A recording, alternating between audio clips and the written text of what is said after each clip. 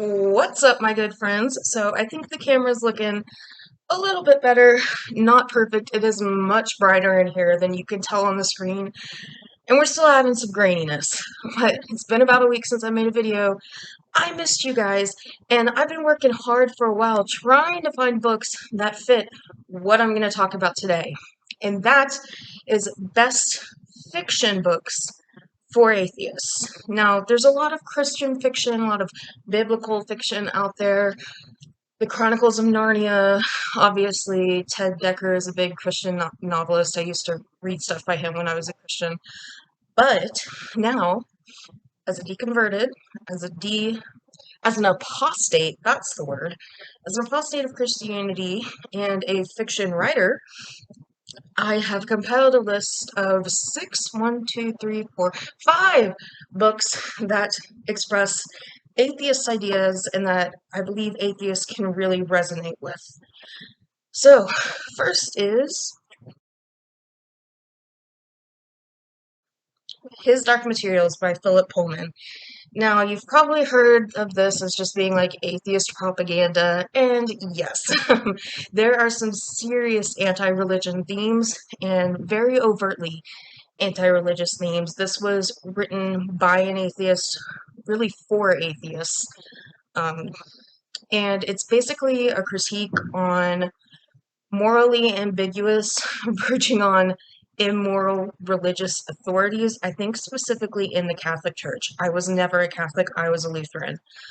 And it focuses on what a world would be like if we could reach heaven on earth and achieve a world where God is no longer needed. And that essentially is Lyra, the main character's main goal. She wants to take down the authority which represents religion that's controlling society. Now, His Dark Materials has an HBO series, which is incredible. Like, 10 out of 10 would recommend for that. The Golden Compass's original movie is not good, but His Dark Materials is going into its third season. I don't know if it's going to come out this year, and I have to double check because they did get season 2 out last year. But because of the main character Lyra's age and the actress who played her, they shot season 2 simultaneously with season 1. So I would just say be on the lookout for that. His Dark Materials is one of my favorite series of all times, and it's become one of my favorite shows. Okay, moving on. So number 2 would be Arc of a Scythe. It's a trilogy like His Dark Materials. I've only read the first one though, but I have the second one, Thunderhead, here with me from the library. And this is about two teenagers in a world where death has been totally conquered. They can bring you back to life. No one dies of old age. If you get into an accident, they'll bring you back to life. They even have something that they call rounding a corner, where if you start looking to be a little bit too old, you can round the corner back to your like early 20s.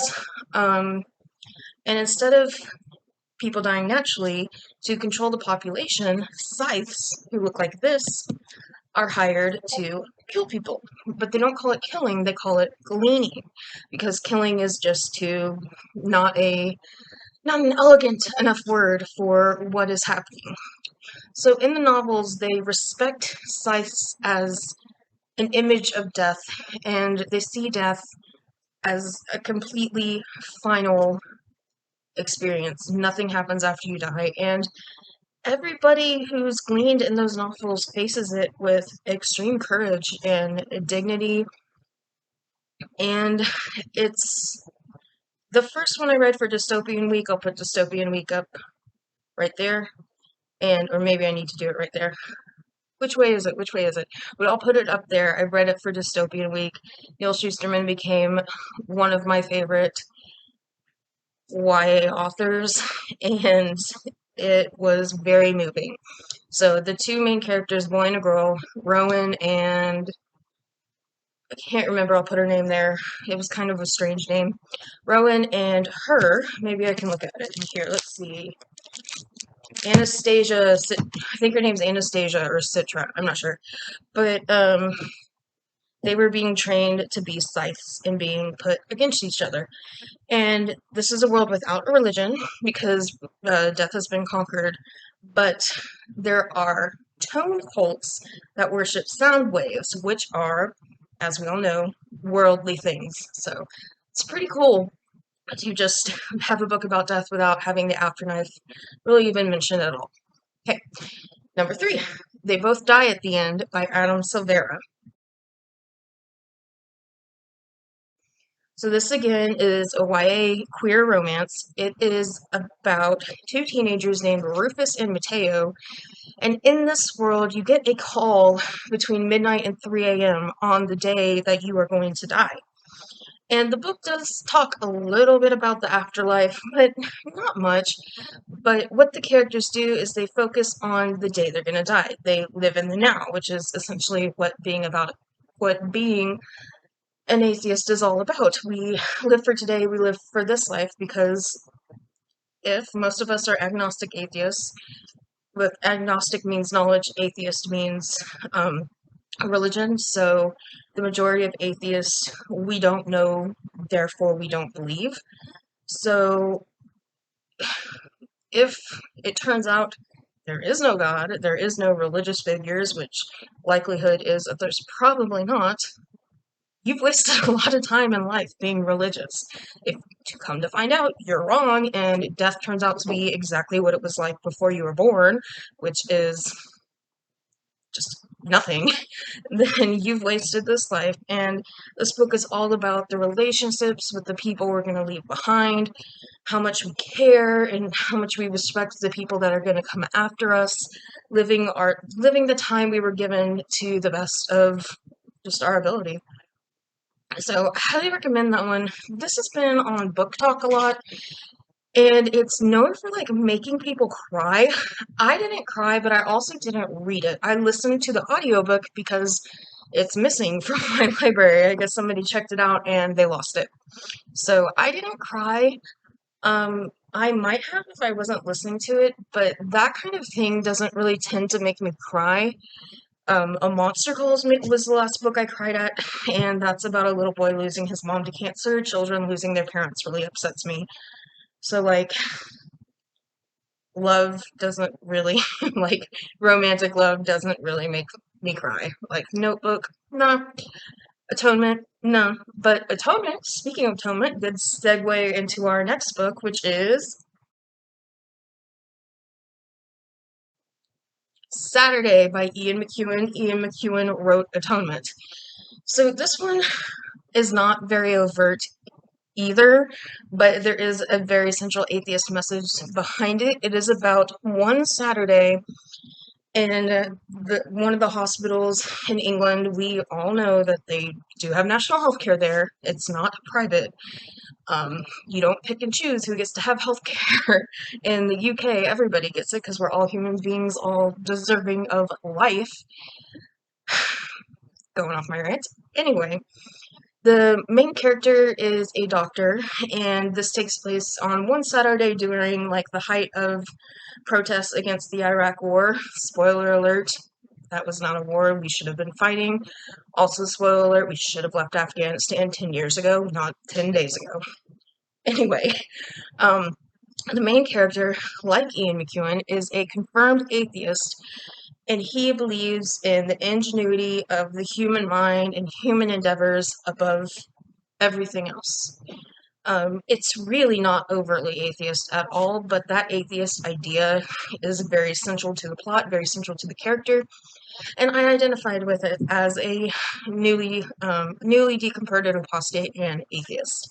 All right, so the last book on this list, pretty obvious, a lot of atheists love this book. It's The Handmaid's Tale by Margaret Atwood. Chef's kiss. I hate that phrase, but it is an amazing book about women and the subjugation of women and women living in a theocracy and how you're not really a woman if you can't have a baby. And a lot of biblical stories, especially stories revolving around Adam and Eve, revolving around childbirth, like Rebecca and Benjamin, are all used in the novel.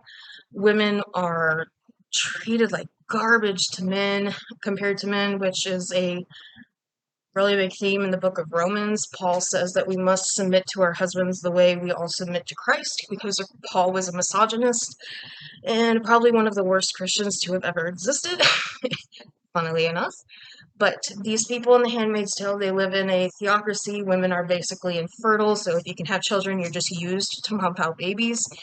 And it's the religious aspects that control the society, which I think a lot of atheists, like myself, we did leave mostly for intellectual reasons, reasons of morality, finding religion immoral, um, but just the scientific evidence that there's nothing out there. I mean, his Dark Materials explores dark matter, which is an element of astrophysics, which is kind of hard to get into, but we live in the now, and we try to live our lives to the best of our ability, and we want to leave behind things that the people who come after us can enjoy, and so that they can have the prosperous life that they deserve. And all of these books really have that idea as central themes. If you are religious, I still suggest you check these out. I think some of the problems around critiquing religion is that there's this meme that if people critique religion, we're like belittling religious people, and that's not true. What people who critique religion do is we stand up for our ideas. Most of us are liberals. We liberals stand up for liberal ideas, and if that conflicts with religion, so be it. Their ideas and beliefs are not sentient beings with beliefs that can, or with feelings that can get hurt. So it is bigotry to treat religious people like crap just because they're religious. It is not bigotry to criticize ideas that we disagree with in religious texts. That's just my spiel. Um, if you're an atheist like me, check these books out. If you're religious, still check them out because they're amazing books. I think the one that's probably most benign in its atheist ideas is Saturday, but that book's not really for everyone because Ian McEwan is very much a literary fiction writer. So I think above all, the one I'm going to recommend on here, standalone novel, is They Both Die at the End. Pretty easy to digest, has a little gay love story in it, and it's awesome. So thanks for tuning in. Keep reading, keep writing, keep loving words, and I will see you next time. Bye.